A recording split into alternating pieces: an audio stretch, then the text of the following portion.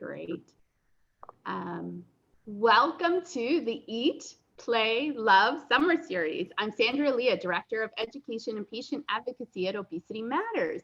Meet my co-host, Rachel Atkins. Hi, everyone. I'm Rachel, Director of Strategy at Obesity Matters. Obesity Matters is a nonprofit organization for people living with elevated weight and obesity. It was formed by patient advocates whose focus is to provide evidence-based education and advocate for public policy and environmental changes that enable well-being. And if we can do that, we are one step closer to the acceptance and inclusion of millions of people in larger bodies. Obesity is a medical condition. We hope that this knowledge empowers you to release any shame and guilt you may be carrying. There are many contributing factors outside of your control that cause obesity. We here at Obesity Matters are bringing together a community of seekers open to finding a solution aimed at healing the mind, body, and spirit. Together, we'll create a community of enlightened and connected people who nourish, love, and accept our bodies. To get connected, please visit our website at obesity-matters.com. The first half of this episode is an interview. Then we'll turn the spotlight on the audience to address questions and comments in a safe and supportive environment. Today's session, our question and topic is, can cooking become a form of therapy? With our guest, Dr. Sandy Van. Dr. Van is working to evolve the field of behavioral weight management and help many individuals who struggle with weight. Sandy, we are thrilled to have you with us today. Please introduce yourselves and tell us more about your area of interest in obesity management. Hi, everybody. I wish I could see everybody in person. Hi, Michael. I recognize some names. So my name is Sandy Van. I'm a trained family doctor. But the funny thing is... Oops, Sandy, you're on mute. Did you hear none of what I just said? No. Just one second. I was going to say, you guys must have thought I was crazy. Yeah, so I'm a trained family doc, but the funny thing is I haven't actually practiced family medicine in a few years now. Well, general practice. I've done a lot of family medicine components, but I practice a lot of my clinic in obesity medicine. And so I have founded one of Ontario's first provincially funded CBT programs for obesity, right? So I love approaching weight through psychological strategies. I also use medical interventions, but a lot of people come to me for the CBT. So tackling those unhelpful thinking patterns. And it is a great reward because I get to see people transform not only their eating behaviors, but how they apply it to their general lifestyles and see these mood improvements and these mitigation of overeating behavior. So it's something that brings me great joy to practice. Yeah, that is evident. Dr. Sandy Van is one of the very few, I will say, in Ontario who understands and treats obesity with the respect, dignity, and empathy it deserves. We are so lucky to have you. We're going to start the question. I think the first question will be, we can all relate to emotional eating being comforting, all of us. I feel like everybody is an emotional eater on some level, and it's very much a spectrum. When does comfort eating become destructive? Okay, so I would say that I think I've never met a person who didn't, hi Coco. I've never met a person who hasn't admitted to eating in response to feeling stressed, sad, happy, joyful. And so I think that the emotional eating runs on a spectrum. And when it comes to emotional eating behavior becoming sabotaging, I think that it reaches that threshold once it begins to actually impair somebody's day-to-day function in multiple domains of their lives. So it can be their mental health, it can be their physical health. So if it's something that's so recurrent that it's knowingly contributing to, for instance, prediabetes or diabetes, then that's problematic. If it's contributing to lower self-esteem, body image dissatisfaction, feeling a loss of control, or if you find that you're socially withdrawing from things and not yourself, then that's also when it becomes a problem. Yeah, that makes a lot of sense. You've thrown out the term CBT, and we've heard that in several of our discussions that we've had in the past as well. So maybe what will be a really helpful place to start would actually be coming up with a definition that's really helpful for all of us to understand. And maybe is there something about that type of treatment that you think is really what makes a huge difference for the patients that you serve? Yeah, so I think I alluded to what CBT was, and many people probably know what it is now because it's now widely recognized as a psychotherapy that is used for mental health disorders. But in the context of obesity management, it's used in a similar way because what it does is it exposes the negative or problematic thinking patterns that lead people to overeat. And so, in what I typically see is, I'll give you guys examples, is I'm really stressed today. I deserve to have a treat because this will make me feel better.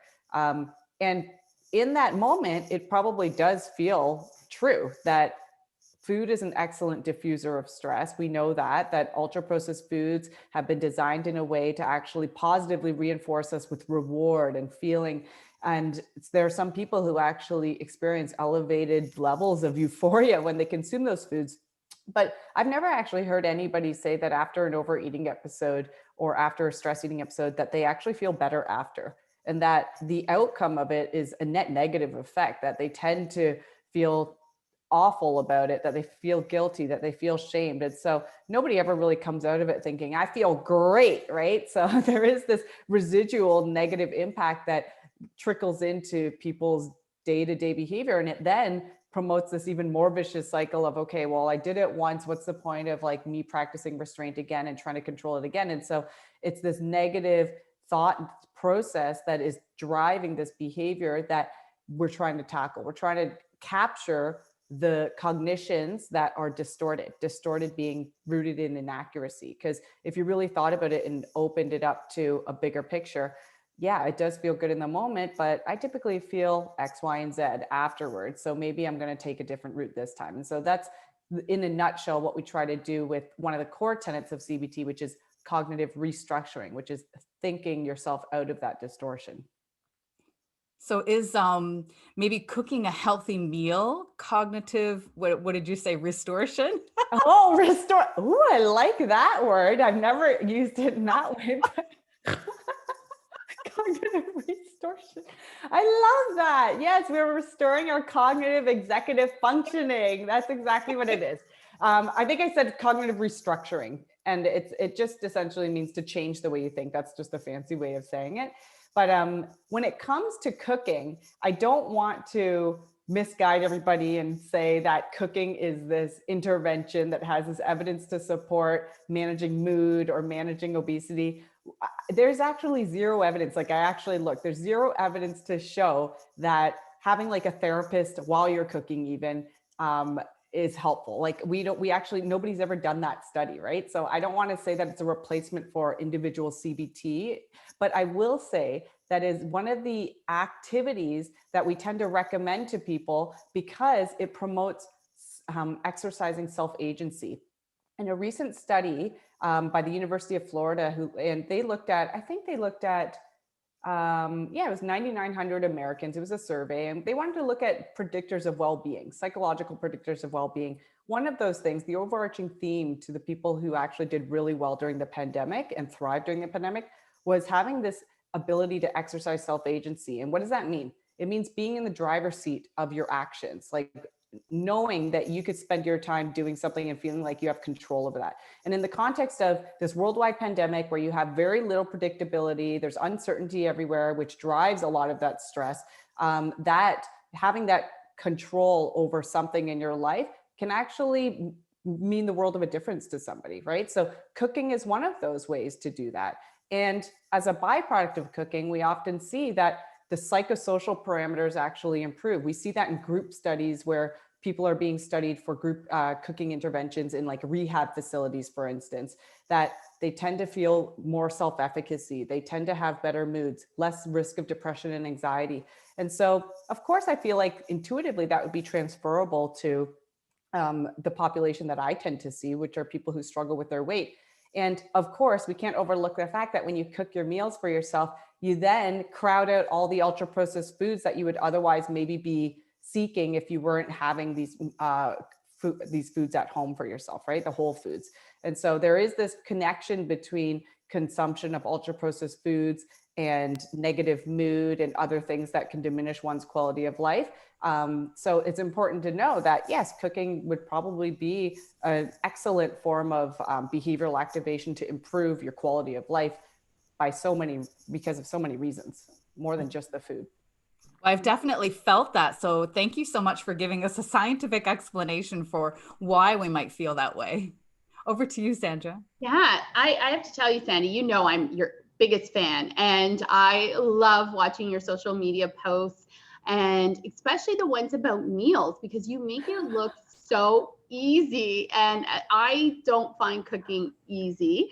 I try to go to very basic stuff, but you seem to be able to whip up stuff that looks super interesting and yummy. Definitely always makes me hungry. And my question is this transferable, right? I'm sure our audience would love to know how to prepare healthy meals that don't require too much effort, since that sometimes can be the deterrent time. Oh, yeah. Yeah. Yeah. Okay. First of all, I want to say that the only reason I post on social media about my cooking is because it's the easiest thing to post about. It's people friendly. Nobody complains about it. Nobody's going to write in the comments, this is terrible, tear this down. Like, nobody's going to question the evidence I use to support it. So cooking is just fun because everybody loves to see what I'm eating. And I like seeing people's cooking posts. So is it transferable? 100% yes. I don't think that you can expect that overnight you're going to be this really efficient chef, but I do believe that you can hone your practice over time. And that's something that I've been doing since I was a kid. I grew up in a Chinese family. If anybody's Chinese here, you know that you don't have fun on weekdays. You go to school and you come home and you help prepare the meal for the family.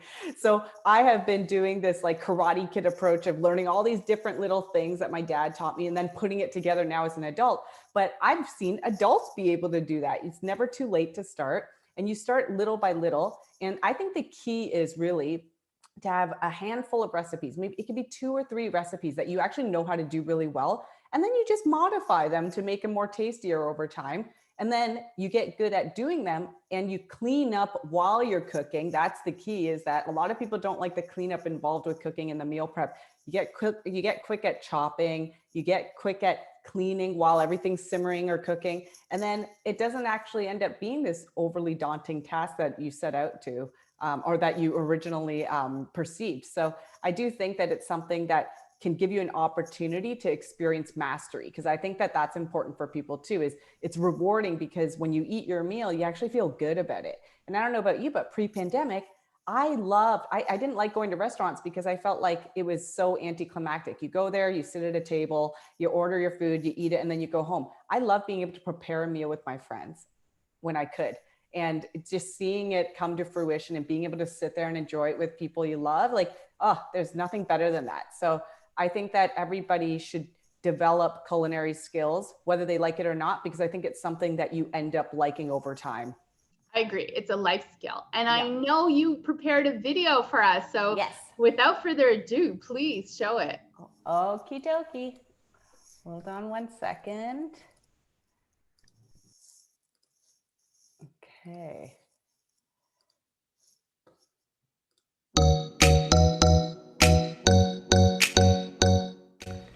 Hi everybody, my name is Dr. Sandy, and today I'm going to be showing you how to make a really quick, easy dinner that I do all the time, every single week. So it's gonna be salmon with an Asian glaze, some broccoli and stir fry, and I guarantee that this will be done in 30 minutes or less. So enjoy. So what do we have here? We got some broccoli, crowns of broccoli. I've washed them. And then what we have is, if I can move this, we've got my chopped veggies here, okay? I've chopped the veggies already. So I've got some orange peppers, yellow peppers, and zucchini. That's what we got. Here are the ingredients that I always have in my pantry to make the glaze. I shouldn't call it a glaze, it's a marinade. I've got some maple syrup, soy sauce, Maggi sauce. A lot of people ask me about this on Instagram, so this is what it looks like. The seasoning, rice vinegar, and sesame oil. So I always have these in my pantry because I essentially use the same marinade for just about anything. I'm using it for fish today, but you can use it on pork, on chicken, on just about any sort of protein in the world, on tofu. And so here I'm gonna make the glaze now.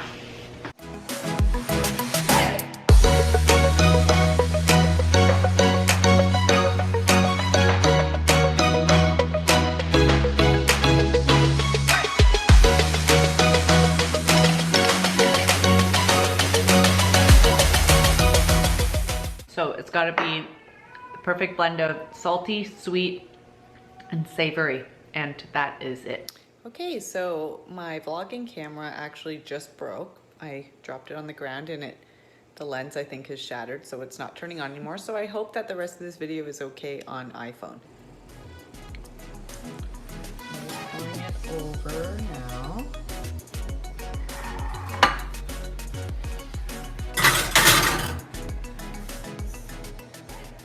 So one of the most useful cooking hacks that I've ever learned is that you don't have to cut up broccoli before you steam it.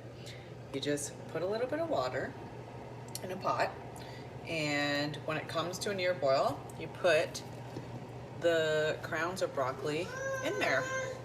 And you steam, steam, steam. All right, so I've put in a bit of chicken broth into this stir fry here, and I'm gonna put in some soy sauce, Maggi sauce, and vinegar. This one's hoisin sauce.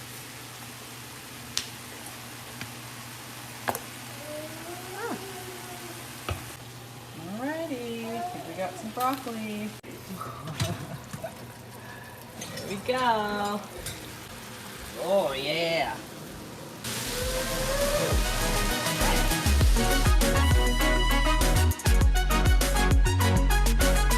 Okay, so what's the final verdict? So good. It's so, so good. You gotta try this at home. Please try it at home. Bye. Anybody hungry much? For those of us in the Eastern time zone, oh my, that looks so good. Sandy, I feel like you missed your calling.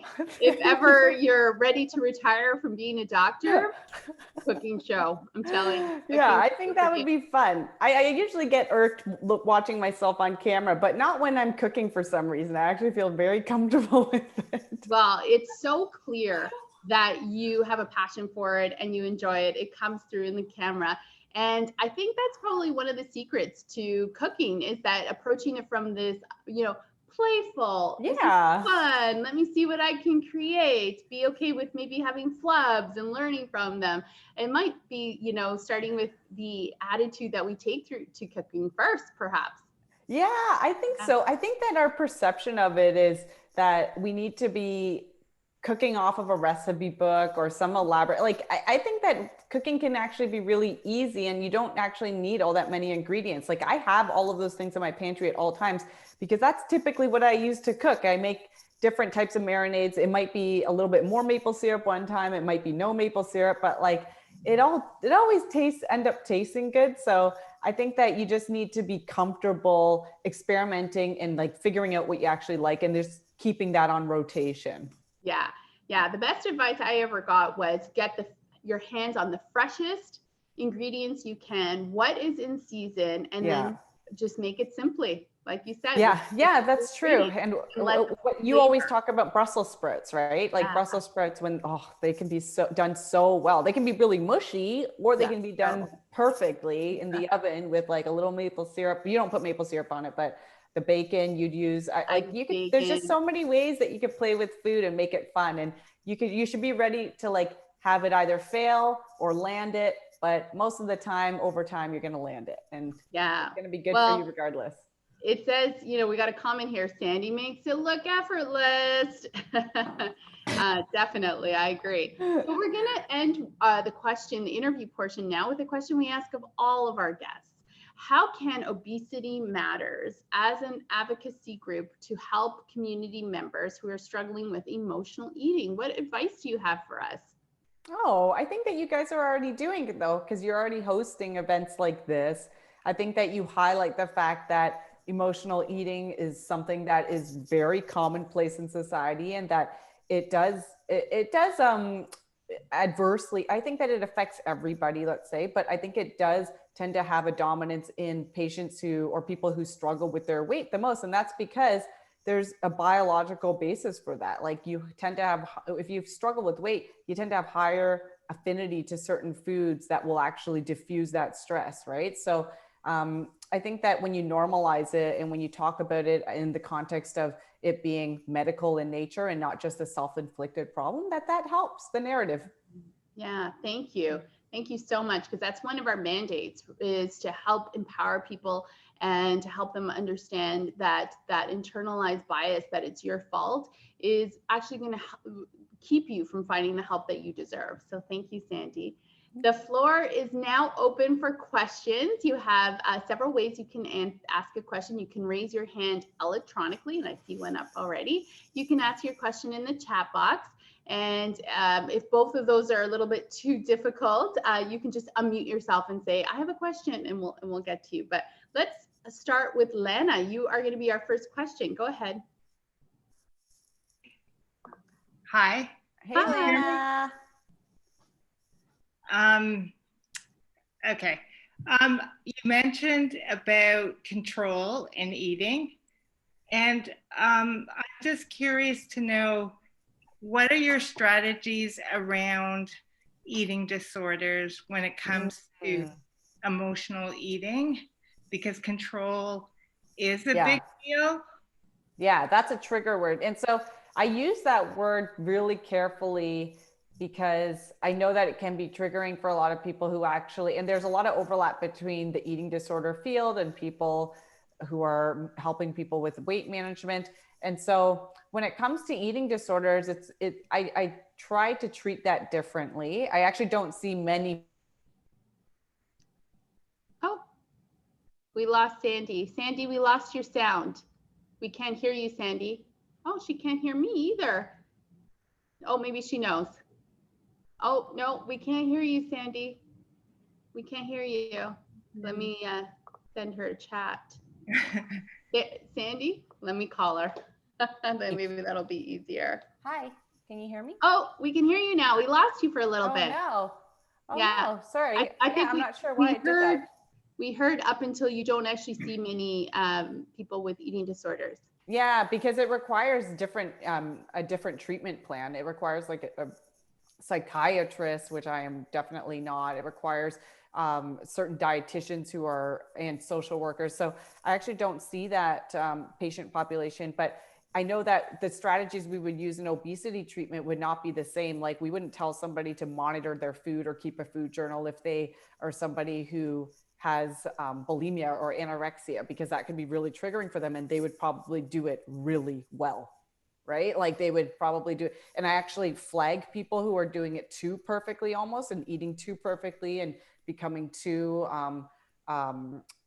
fixated on numbers, because that to me flags, okay, is there something disordered about their eating? Like there's too much perfectionism being displayed here. So the treatment for eating disorders is typically different. I don't counsel in the same way. Thank you. Thank you. Thank you. We'll move to Michael. Michael, please unmute. Hi, Michael. Hey, hi, Sandy. Good to see you. Good to see you. Good to see everybody. So, Sandy, my question is regarding the emotional connection to food. Basically, do you know, is there some good research out there, how many people actually have that emotional connection to food? Not in a general sense, because I think everybody is somehow connected to emotionally to, good food or bad food for that matter. But is there any research that you know of where we know certain people who are struggling with obesity and weight management? I hope you can hear me because we cannot hear you now. Oh, we lost Sandy again? Okay, we're just gonna wait. Can you hear me now? Yes, we can hear you. Okay, good. This might die, so I'm sorry if it happens again. But when it comes to the exact percentage of people who actually endorse emotional eating, I don't know the exact, like it could probably be found in literature, but I can only say from my clinical experience that 95% of patients who come in will say that they report emotional eating. And I guess it would be a hard parameter to actually figure out, because there are so many different ways that people would describe emotional eating, and there's no actual formal diagnostic criteria to qualify for when it comes to emotional eating. There is for binge eating disorder, for instance, but when it comes to emotional eating, it's totally based on someone's history, and there isn't like a test that somebody does to actually state that, to my knowledge. So I don't know, but I think the percentage is very high, Michael. Okay. All right. So if I may, there's some research at University of Milan where Dr. Giuseppe Riva, for example, looked at 3 different groups of women with obesity and weight management issues. One that did sort of traditional diet and exercise. The other one did CBT alone. And he had a third group that did CBT plus virtual reality. And I see you have an Apple Watch on your wrist there. And so when you use VR and your Apple Watch, you can measure the heart rate variability on certain foods. And so it's independent. You can actually measure that and find out. I agree with you that, yeah, chances are that 95% of the people have emotional connection to foods. The question then becomes who actually has a real connection without even knowing about it. I see what you mean. Sorry, I thought you meant about the prevalence of people who report emotional eating. I didn't know that you meant the signaling that's actually the signaling. Yeah. So that would be an interesting study, because we could look at some like really interesting like fMRI studies to see people's response in the reward brain to specific foods. We do tend to know that in people who struggle with overweight or obesity, that they tend to have stimulation of this area of the brain in response to ultra-processed food, and that stimulation continues, like it persists beyond the time that they have that food, which suggests to us that they continue to want that food, right? So yeah, that would be, I actually, you probably know the research better than I do. So for those of you who don't know, Michael is actually somebody who works, it sounds like he's working heavily in this area of virtual reality and CBT for obesity treatment, coming up with an app for it. So he's probably going to be somebody who saves us all one day. So, thank you. Sorry, Michael, I don't know the answer to that one. No, that's all I was hoping for. And thank you very much for the answer and the shout out. I appreciate this, Sandy, very much. No worries. I might be biased being Italian, but I feel like Italian food would raise everybody's heart rate for a really long time. We're going to go over to Rosie and check the chat box. Any questions coming in there, Rosie? Hi, everyone. Hi, the chat box has been on fire with lots of comments. Oh, really? There's two related to your cooking demonstration, Sandy. One was about the Maggi seasoning. There's a question about sodium content. And the other question related to your session was, can you share the recipe in terms of? Oh, yeah. Yeah, so the recipe was actually, I'll share it with Preeti, but the recipe should have been at the, I guess I didn't actually write instructions. I just wrote things that you need. I didn't actually write instructions. I'll write the instructions. To be honest, it's just a mishmash of all of the other, because I don't use recipes anymore. It's just a mishmash of all of these other website recipes that I've come across, because everybody wants to know the recipe, but I actually don't know exact detail. When it comes to Maggi sauce, you're right. It has high sodium content, which is why when you dispense it, it comes out in little drops. Like you don't want to use too much of it. It's just for flavoring. So this, like using things like soy sauce, Maggi sauce, hoisin sauce. If you have hypertension, of course, you want to watch your sodium intake. I tend to use it I try to use it in moderation. Nobody in my family has blood pressure problems. So, but just be careful about sodium content, because there are low sodium soy sauces available to you in the grocery store if you have hypertension. Rosie, let's keep going with the chat box. Sounds great. Thank you. Kim Bergeron has a question and a comment. She struggles feeding others. She personally could eat healthy, but her family doesn't like veggies and fish as much as she does. And she's wondering how to deal with the exhaustion of cooking for others. Oh, I get this one a lot in practice. So, struggle with feeding others. Yeah. So, when you are the person who organizes all of the meals for your entire family, I could see how that could be difficult.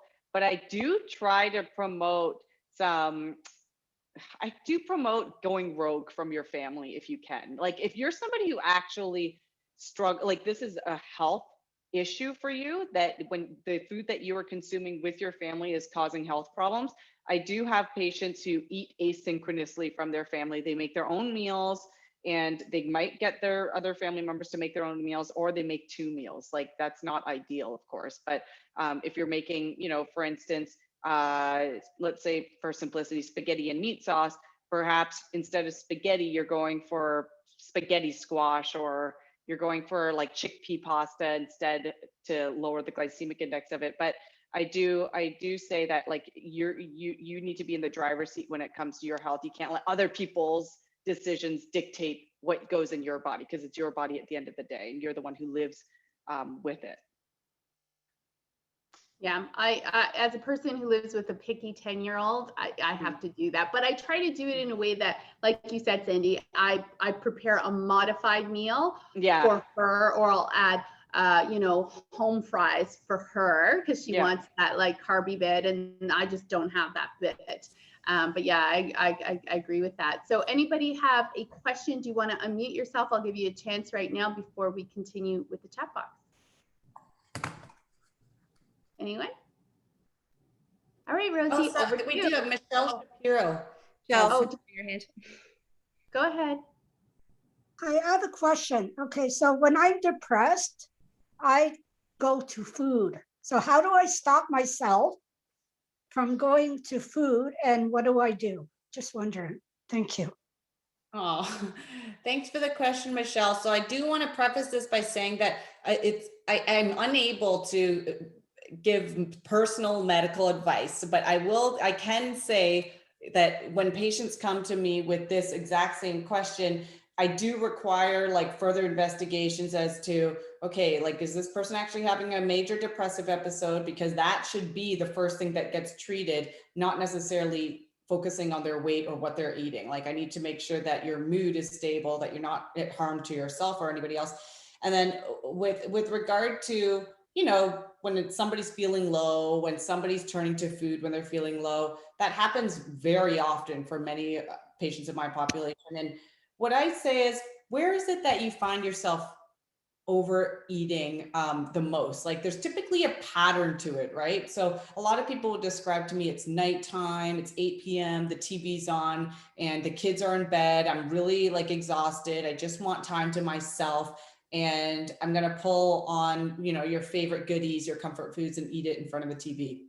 And so if that's the case, are we able to capture that like permission thought that's coming up? I'm stressed. I deserve this. This will make me feel good. Can we actually go back to when, you know, the last time you actually ate in response to stress, and figure out if that actually made you feel better, using that as evidence? Also, can you change up the environment? We know our brain is very good at learning the environment we're in, and the environment actually becomes a trigger to wanting, right? So even in the absence of food, you might still want food if you're watching TV, because you've eaten food, tasty food with TV so many times in the past, right? So can you change up the environment? Can you actually close that eating window and go to bed, or go do something that's soothing for you?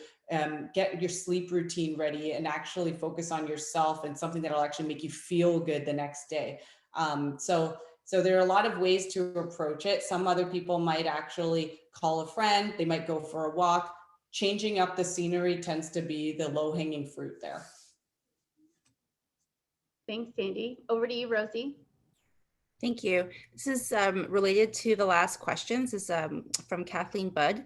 She says, it's depressing to seem to be always monitoring eating healthy and not eating treats, when it seems that everyone else can eat that way and not have a problem with it. And she's wondering, how can CBT help with that, if it can? Yeah, it's true. That's not even a distortion. It's like totally true that if you're somebody who is born with a predisposition to weight struggle and you're seeing everybody under the sun around you, like if you have like skinny family members or friends that are just eating the exact same way as you, maybe even more, and not gaining any weight, it can be really upsetting and frustrating, right? So the way that we use CBT for that is to really recognize that you're having these comparison thoughts, right? Like we know that a lot of these self-critical thoughts that we have, like, oh, why is it only me? This is hopeless. Why do I have to eat this way? It is rooted in comparison, and it could be social media. It could be like your family members. So what I do is I get people to really capture that distortion and to ask themselves, is this a thought that has been helpful to you in the past? Like, is it a helpful thought that you want to hang on to and that you want to continue to let your mind spiral into? Because it will do just that, right? There's a rabbit hole of negative thinking that's very easy to get into. But the reality is that we can't control all of that, right? Like lean people who can eat whatever they want are born lean, right? Like I tell Sandra this and we say it all the time. Lean people like to take credit for being lean. They can exercise and they can eat well, in part because they have a lean predisposition. Their brain doesn't tell them to constantly eat. They can actually, a good example of this is when I actually treat people medically with a hormone that people who are lean probably make enough of. In obesity, they suddenly say, wow, I actually feel like a normal person around food. I don't feel the need to be eating all the time. I can actually feel full. I can't believe I wasn't on this before, but it makes me think that this is what my lean friend probably experiences when she eats, right? So it can be really validating in that sense. But I just want to remind you that it's not you. It's the fact that you have this genetic makeup that probably confers this higher sensitivity to food, confers a higher body weight, and that the only thing you can control is your response to the cognitions you're getting in that moment when you're comparing yourself, and to really try to get a handle, not even control it, but to really try to make room for acceptance of your body, to make room for acceptance of who you are in this moment, because that's the only thing that matters. Yeah, that's such an important point. It was brought home to me recently. I have a good friend who has 3 children. The children all grow up in the same environment. They all eat the same food. 2 are slender and 1 is struggling with their weight. And so what does that tell you, right? Genetically, that child picked up, because there is obesity in the family, that one child has that gene that is causing them to gain weight while their siblings are fine and lean. So very true. I'm going to open it up to anybody who has a live question. We'll listen for an unmute. Otherwise, we'll go back to Rosie for the chat box. I was just wondering, what is the hormone therapy that that you were talking about? Oh, so it's there's 3 approved medications in Canada for obesity treatment right now. One of them is called Saxenda, and that's the trade name. The biological name is liraglutide, and it is essentially a GLP-1, which is a hormone that our body makes in the gut to signal to our brain that we're full, but it also goes to the pancreas to help the pancreas to secrete insulin and to manage blood sugars.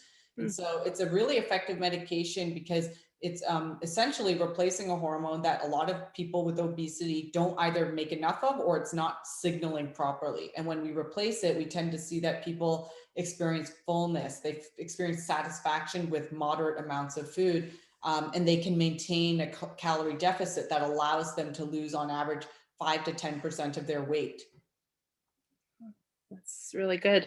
And I was also wondering about your CBT program. Is it online or?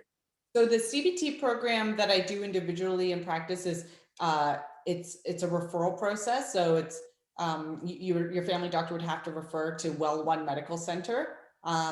If you Google my name and Google Well One Medical Center, you would find it. Sandra and I also, I hope this isn't a shameless plug, but we also co-founded a virtual psychotherapy group together, which I feel like has even more impact because there's the group component to it. There are video resources that teach you about CBT, and you essentially meet in a group setting every other week with Sandra and myself to go through your successes, go through your challenges, and to talk about everything under the sun when it comes to weight. And so it's kind of like this no holds bar meeting where people get to ask whatever they want. and talk about whatever they want in like a supportive environment. And you can find us at 3sales.org. Okay. Thank you very much. No worries.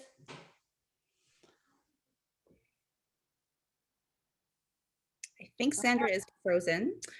So I will jump onto the next comment on the chat box, and love to get your perspective, Dr. Van. So Jennifer Wallace says that she feels that all of these diet programs that she's followed in the past have had a big part in her disordered eating. It's so hard sometimes to get away from the calorie counting, point counting, eating certain foods that were restricted. She's improving daily, but still sometimes feels that she shouldn't be eating something when she understands it is perfectly fine for her. What would be your response to that perspective? Can you can you read the last line again? Yes, so she's improving daily, but she still sometimes feels that she shouldn't be eating something when she understands it's perfectly fine for her to be eating it. Oh, I see. Okay, yeah. So it sounds like this person has found peace with food. It sounds like you found more peace with food. It sounds like it's a less restrictive meal planning that you have. So I only use the word diet when I'm actually talking about like keto or Mediterranean, like a specific dietary plan. So what I actually endorse for people and what the recent Obesity Canada guidelines endorses is they like calling it medical nutrition therapy, but I just like calling it a personalized meal plan to you. And so whatever makes you feel good long-term, whatever you can actually sustain long-term, whatever actually keeps you happy and is the healthiest way you can live in a reasonable way long-term. So that could include, I know for me, for instance, it includes weekly takeout. Like my husband and I have a weekly pizza takeout. It's actually frozen pizza, but it's like a weekly thing. And like that's, for me, obviously it's not the healthiest thing in the world, but it makes me happy and I look forward to it. And so it changes for everybody, right? And I know for me, if I go to the cottage, that's when I know I'm good to have ice cream. I'm not going to have it in the house because I know I can't control it in the house. But when I go to the cottage, I can enjoy it. And I know that the cottage is a really triggering place for a lot of people too. So I really invite people to figure out what's a happy medium, because you can't only be healthy and restrictive and like focused on like just clean eating all the time. That's actually disordered in itself. You got to focus on your food, because food is enjoyable, friends and family, and how to like marry that too, so that you get this perfect middle part of the Venn diagram. And so it's an evergreen process, I think. And I don't think you should feel bad, especially if you are planning that indulgence out for yourself. Great questions from the chat box. Keep them coming, Rosie. That's it for now. There's comments about a great reaction from the previous questions, but there's no additional questions at this time. All right, so I'm going to be scanning all the cameras that are on. If anybody has a question, you can raise your hand. Oh, was that a raised hand? I'm not sure. There is a raised hand, Sandra, from Tori. Tori, go ahead, please. Lovely to see you, Tori. Oh, it's lovely to see you guys too. I'm having trouble being excited about food. Like with the pandemic, yeah. I've been making my food everything, and now mostly I just don't feel hungry, and so I'm just wondering, how do I get excited? How do I get my groove back? I'm so tired of making food. I've never been asked this question before. That's a great question. How to get your groove back? Because I kind of get what you mean. I'm kind of bored myself. So let me think about that. I've never been at a loss for words in response to a question. How do you get your groove back? I think that the only thing is to like scour in like a good way, scouring like blogs that you enjoy reading through, or like recipes that you might want to try. I think that like maybe if you're trying like different cultural recipes that might excite you, and it might not even be that there's like a specific meal you like, but it might be the ingredient that you like using. Like I didn't ever know that I like using saffron, but one recipe taught me that I like using saffron for my rice, right? So I think that that's the only thing that I can offer you. Sandra, do you? Oh yeah, Sandra, this isn't your I usually do Sandra. Well, we do the sessions together. I'm like, Sandra, do you have anything to add? Well, I actually do, if I may. I find sometimes when I get a little bit bored, like you said, I look for interesting ingredients. I introduced all my friends, for example, to pesto with truffle. And they've been addicted to it, right? So it's like this new fresh ingredient that goes on fish and chicken and anything I want, but also changing up where you have your meal. So Tori, it's summer now, like, wouldn't it be fun to pack a picnic and go online and think of like some really great picnic ideas? And now we're allowed to gather in Ontario with 3 other people outdoors. So what about like sharing a meal with somebody? And the patio's open this weekend. I know I've already got my patio booked for Saturday at lunch. Can you tell him? So I think it's not only the food, but maybe where you have it and who you have it with and how you enjoy it to get excited again. Yeah, so good. One of the favorite things to do is when I have time is to go through the grocery store aisles and actually look at the condiment aisles to see. And that's just one quick way of getting inspired too, right? Like buying a new sauce and not really knowing what to do with it and looking it up. Yeah. We have another. Thanks, Tori. Always good to hear from you. We have another question from Michael. Michael, go ahead. Hi, it's not a question. Actually, I wanted to participate in this conversation. Yeah. I think Tori asked an excellent question. So, Tori, it's like almost saying, hey, there's no more good movies out there or no more good books out there, right? And so you look at Netflix and, oh my gosh, I run out of watching movies. That's not really true, is it? Right? So there's thousands and thousands of movies that you probably haven't seen. And I would think that, at least here in Vancouver, of course, my wife and I, we cook all the time and we love cooking. But yeah, sometimes we wonder ourselves, what are we going to eat tonight? I have no idea. Yeah. And we kind of pass the ball to each other. But I think you probably need to maybe take a little bit of a break from cooking, by yourself. Maybe invite a friend to cook for you. It's like, hey, why don't you come over and have fun? Yeah. And or watch some TV shows. I mean, go back to Tony Bourdain, for example. I mean, you get excited about the way they make food in Peru, for example, or in New Zealand. And suddenly it's like, I never thought about that. Yeah. Here in Vancouver, we just started the farmers market, at the end of May.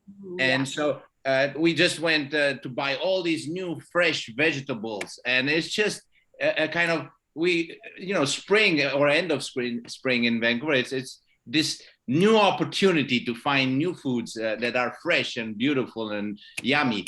And so I don't think anybody can really run out of, zest and for food. And so maybe you just need to change the environment a little bit, invite a friend, as you said, or I don't know, go to, a restaurant that has the best chef in town for a while, just to try something different.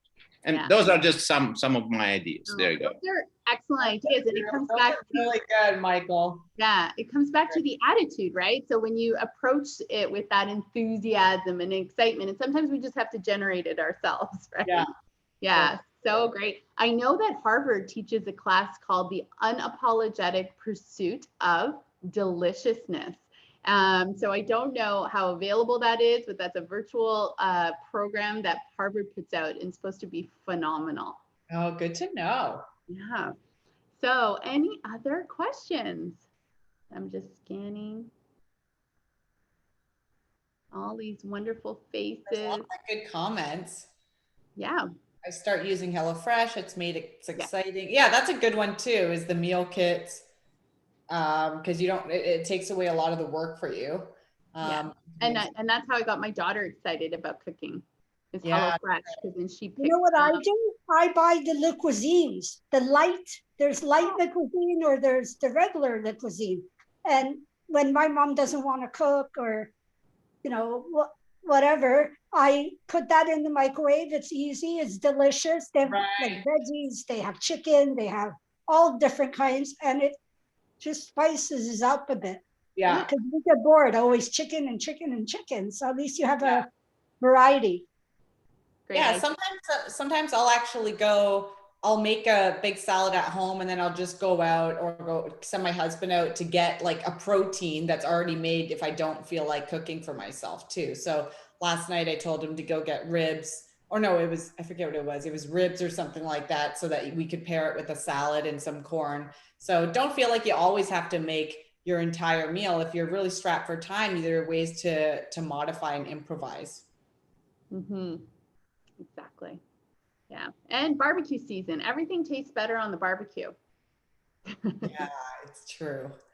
It's so true. And every vegetable does too. I just learned recently that you can grill lettuce, that you can marinate it and grill it like a whole, maybe like cutting it in half, like a iceberg lettuce or like romaine, and it tastes really sweet. Yeah. And, speaking about lettuce, I used to, back in the day when people would convene at the office, we would all go to this pizza place and I would do my pizza on a bed of lettuce. Because they just had, it was the kind of place where you had all the toppings stretched out before you, and all the toppings were great and delicious. And I just didn't want the crust, but they always had what they called salad. So I would taunt my colleagues. I'm like, well, I'm going to have pizza on a bowl of lettuce. And it was just as good. Yeah. I know that people used to describe I saw this meme once. It was a vegetarian pizza and somebody said, I'm having a salad on some crust. Yeah, the other way around. I love that. Yeah, so I think that if we don't have any further questions, we might give people I have a question. Oh, go ahead. Of course, Rachel. Well, I was just curious, as we're talking about all these things, like I have mentioned to some of you earlier, I mean, I basically am living in a greenhouse here, and I just started noticing some tomatoes coming out on my tomato plant. So my question would be, what kind of change is that making in my brain to be actually cooking my own food and now getting really excited about the new healthy vegetables that I'm going to have? Like, I'm assuming there can only be really positive, great things coming from this, and perhaps even, a better pathway to healthy eating.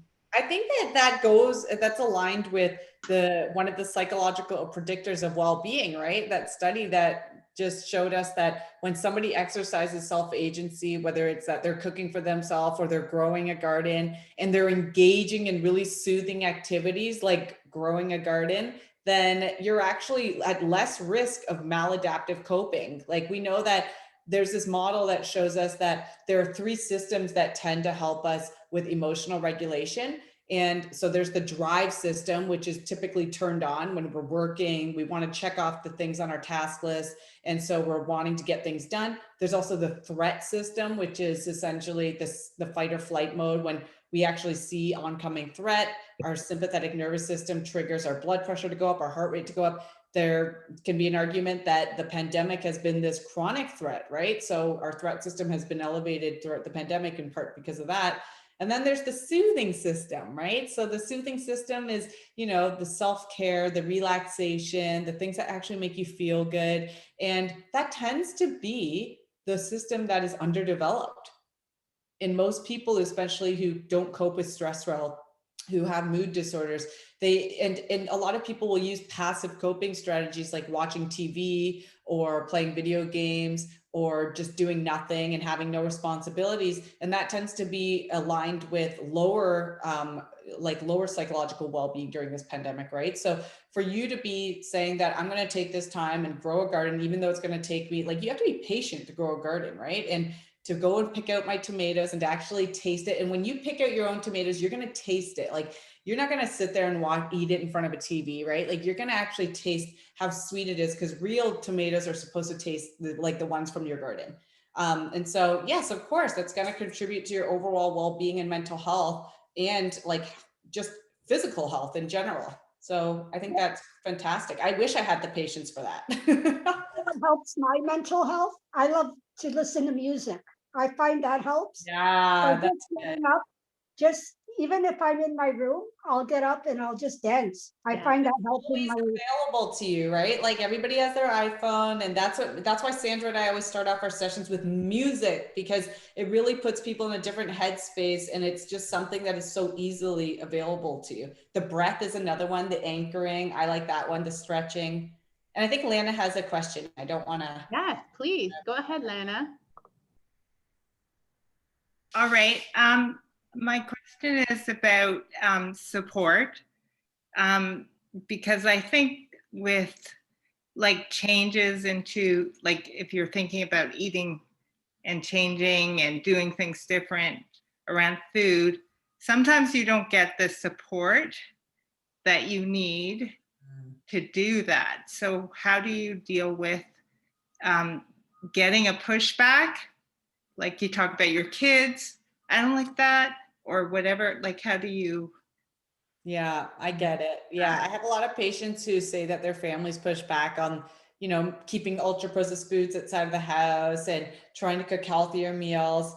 And I guess the only thing I can say to that is you need to, the things that you need to do for you are for you, right? And you can accept what you can't control, which is how your family's going to respond, maybe somebody nagging you, your kids saying ew. Like you can't control any of that, right? Like the only thing you can control is your response to that situation. And I think that if it comes to your health, then it's persistence, then it's knowing that this is important to you and being able to explain why it's important to you. But I don't think that we can ever trust that other people are going to respond the way that we want them to.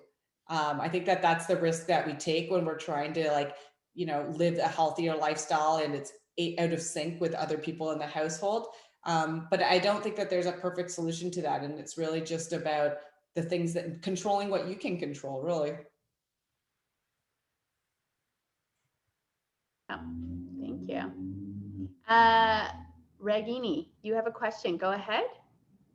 Yeah, I put it down in chat also, and I was saying that while we talk about emotional eating and control and body image and weight management, but when you go out to eat, and I've been trying that lettuce with the burger bun, but you know, when I see the bread, something goes out the window, no control, no care. I say, F it, I'm going to eat the bread. How do you control, how do you manage that? And once I start, I spiral only downwards. Yeah. What advice do you have? So I would say that if it's a food, like I never tell people to be abstinent from a certain food or to cut it out entirely. And unless the exception is unless it's a food that actually triggers this cascade of severe wanting, and people in the food addiction world will say like there are certain things that they eat that will trigger more wanting and they actually can't stop. There's a loss of control, right? So we don't know, I don't know enough research about that area to explicitly say that, but I do tell patients, you know what, practice whatever you want in moderation as long as it's not causing you any harm, right? Like if you feel like it's leading you to loss of control, then really try to practice boundaries with it. And in the context of eating out, that's when I tell my patients, you know, can you find a way of eating out where you envision yourself leaving the restaurant feeling good about yourself, right? Nobody ever regrets not eating the fries. I don't think that I've ever come out of, I like fries. So but I've never come out of a situation where I'm like, I should have gone for the all you can eat restaurant, right? Because my family will want to do all you can eat and I always order a la carte, right? I won't do all you can eat because I know every single time I feel sick leaving. And so can you envision yourself leaving that restaurant feeling a specific way? And how do you have to eat, or how should you eat in order to do that, right? And to really experiment with it. I don't want you to go out and make you feel like you need to like suffer through the meal. Like, can you actually enjoy components of the meal even and have it not make you feel out of control, right? And so if I go out for meals with or pizza, let's say, with my family, I'll go out, but I'll order a salad so that I can have pizza with the salad and that it crowds out like all of the pizza I would otherwise eat, right? So you need to like find a strategy that works for you, that makes you feel happy leaving the restaurant, I think. True, yeah, thank you. Thank you, Sandy.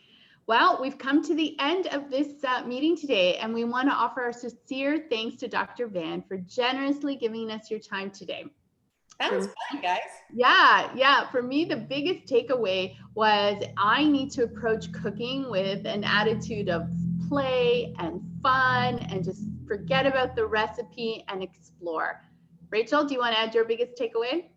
Well, yes, one is finding some of that Maggi sauce, but also I've learned so much from Sandy and from you, Sandra. I mean, I've been part of your programs in the past, and I think this was really a great session for me to kind of affirm that I need to go back to my thinking, and I need to be a little bit more careful about discerning my thoughts and break down a craving before I get into that like emotional eating that really is not going to make me feel great in the end. So thank you guys.